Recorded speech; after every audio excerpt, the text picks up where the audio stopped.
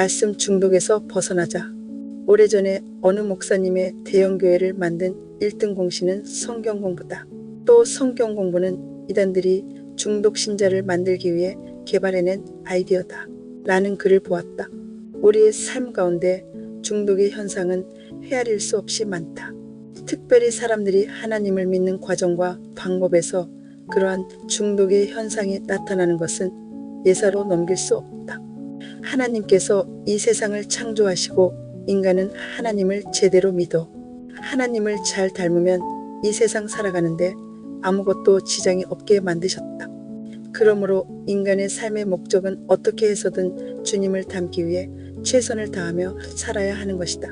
하지만 사람들은 주님을 닮지 못하고 오히려 주님이 원하시는 방향에서 더 멀어지고 있으며 세상은 점점 악이 창궐해 가고 있다. 그것은 인간들이 하나님을 제대로 믿지 않고 있다는 증거이며 삶의 목표와 방향이 잘못되었음을 시사하고 있다. 인간은 아담의 후손인 육, 영, 즉 예수님의 거듭난 영의 백성으로 나누어진다. 그 후 인간은 육에서 출발하여 영에 도착하는 것이 인간이 나아가야 할 이정표가 되었다. 하지만 사람들은 보이는 주님만 따라가고 있으며 실로 오랜 세월 동안 육에 멈춰있는 상태, 즉 육에 중독된 상태다. 그래서 더 이상 하나님 앞으로 나아가지 못하고 오히려 하나님과 더 반대되는 쪽으로 가고 있다. 하나님을 믿는 목적과 방향에 무슨 차질이 있는지, 무엇 때문인지 그 이유를 몇 가지 살펴보려 한다. 인간의 육과 영은 너무 비슷해서 구분이 어렵다. 육은 영의 그림자이기 때문이다. 그래서 강대상에서 선포되는 말씀이 지식으로 전하는 건지 거듭남의 영에서 나온 건지 웬만해선 구분이 어렵다. 말씀을 들을 때 너무 감동이 되고 눈물도 흘리며 너무나 은혜를 받아 하나님의 거듭남의 영으로 전하는 것으로 착각한다. 하지만 그러한 현상들은 육체에서도 얼마든지 일어난다. 어떻게 하면 지식에서 나온 말씀인지 거듭남의 영에서 나온 말씀인지 구분이 가능할까? 그것은 실로 어려운 일이지만 스스로 하나님을 닮는 길을 정직하고 진실하게 가다 보면 알게 될 날이 올 것이다. 문제는 말씀을 선포하는 사람이 지식으로 전하면 지식이 쌓여 지식 중독만 될 뿐이다. 그럼에도 사람들은 보기에 거창하고 화려한 지식들만 쫓아가지만 그것이 중독의 층만 두껍게 만들 뿐이다. 누구든지 육의 차원에서 영의 차원으로 바뀌지 못하면 하나님을 온전히 닮는 것이 어렵다. 육은 보이는 것이 전부다.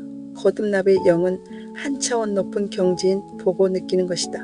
육에서 출발하여 영으로 진입을 해야 하는데 육의 차원에서 영의 하나님을 닮으려면 반드시 육이 균열이 생기는 고통의 다리를 건너야만 하는 것이다. 그 길을 가기 위해서는 각자 자신들의 십자가를 통하여 육이 영으로 바뀌는 과정을 제대로 준수할 때 영에 도착하는 것이다. 하지만 사람들은 보다 쉬운 길을 택하여 갔다. 예를 들어 눈으로 보기에 힘들고 어려운 길을 피하고 쫓아내고 보기에 좋은 길을 선택하여 간 것이다. 어느 사이 시간이 흐르면서 그 길에 중독이 되었고 자신도 모르게 그렇게 하지 않으면 오히려 이상할 정도로 바뀌어져 갔다.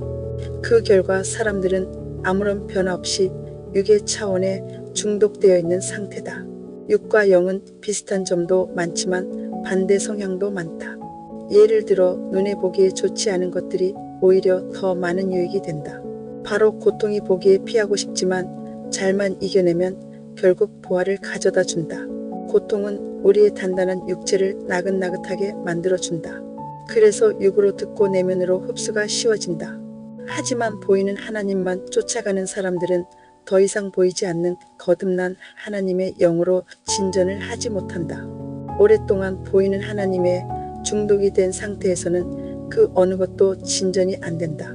오히려 시간이 흐를수록 중독의 층만 두꺼워질 뿐이다.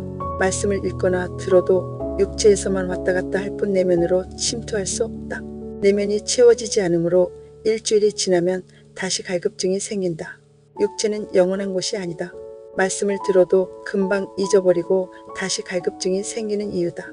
말씀을 전하는 설교자 역시 지식으로 전하면 지식으로 전달받을 수밖에 없다. 성경을 100독을 했고 200독을 하고 그렇게 고귀한 하나님의 말씀을 주일마다 혹은 날마다 듣고 묵상하지만 그것들이 소화불량이 되어 육체의 지식으로만 쌓이게 된다.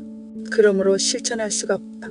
우리의 육체는 매우 연약하여 필요 이상으로 행하거나 필요 이하로 행하면 정상적인 기능보다는 강하거나 약한 쪽으로 끌려간다.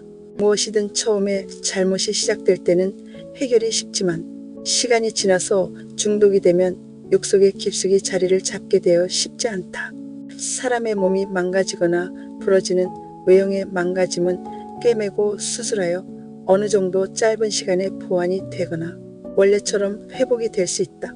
하지만 정신의 중독은 보이는 것이 아니기 때문에 당장에는 볼 수 없어 심각하다는 사실을 알지 못한다.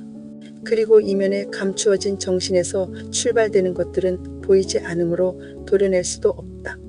그 중독을 해결하기 위해서는 오류가 시작되어 소비된 시간만큼 침잠된 것들을 처리해야만 해결된다. 그뿐이 아니라 오류가 모여 중독 증상을 보일 때쯤이면 보이는 육체를 통과하여 이미 내면은 물론이요 정신까지 병들어 있으므로 해결이 쉽지 않다. 예를 들어 우리가 흔히 술, 담배를 오래 지속하는 사람들이 중독에 빠지면 빠져나오기가 그리 쉽지 않은 것만 봐도 알 수 있다. 그렇다 할지라도 각자 자신이 육의 차원에 머물러 있는지 아닌지 진단해 볼 필요가 있다. 그 증거는 수없이 많다. 그중 몇 가지 예를 들어보겠다. 첫째, 그토록 오래 하나님을 믿었지만 하나님을 닮지 못하고 자신이 변화가 안 되었다. 둘째, 고통을 만났을 때 두렵고 떨려서 피하거나 쫓는다.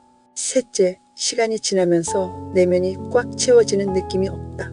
넷째, 아직도 삶의 목적이 보이는 것들 즉 욕망에 사로잡혀 있다.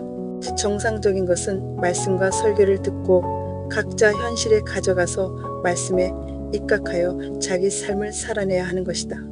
다시 말해 각자 삶으로 돌아가서 삶의 과정을 거치는 동안 깨어지고 부셔지면서 말씀의 결과에 도착하는 것이다.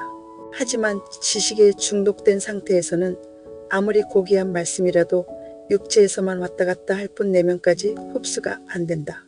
원래는 육체를 통하여 듣고 행동을 통하여 내면으로 전달되어 정신세계에 도달하는 것이다. 육체를 통과하려면 육체가 찢겨져야 하는데 중독된 상태에서는 불가능하다. 이제라도 자신의 문제점을 발견하여 서둘러 해결하고 중독에서 벗어나 바른 길로 가는 것이 그나마 회생할 수 있는 기회다.